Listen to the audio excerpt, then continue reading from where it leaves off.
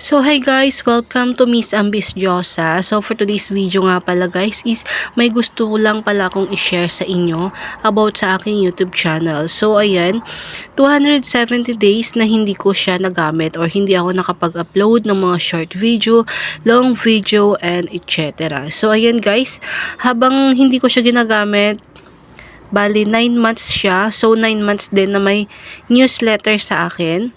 So ayan, by month na-chinek ko, ngayon ko lang siya na-open guys. Nakakadaba pa rin ng puso kasi kahit hindi ako nakakapag-upload o hindi ako nakakapag-upload, may newsletter pa rin at saka may naidadagdag pa rin ng mga subscribers, viewers, and minutes hours. So ayan, ilan pa lang yung subscribers ko guys.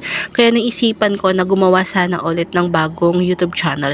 Kaso lang, hindi ko siya maiwanan kasi sayang yung mga in-upload kong video. Andun pa yung mga memories and all. So ayan, plano ko siyang balikan guys.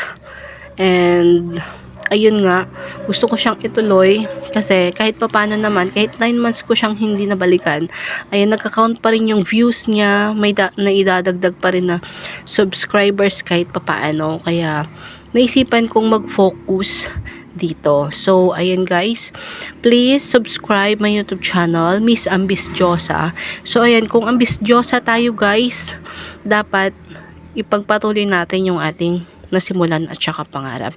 And then, follow me more sa aking page, MGTV. So, ayun na muna for today's video guys. Thank you for watching. Don't forget to like, subscribe, comment. Kung may natutunan kayo sa aking ngayon. Thank you for watching. Bye!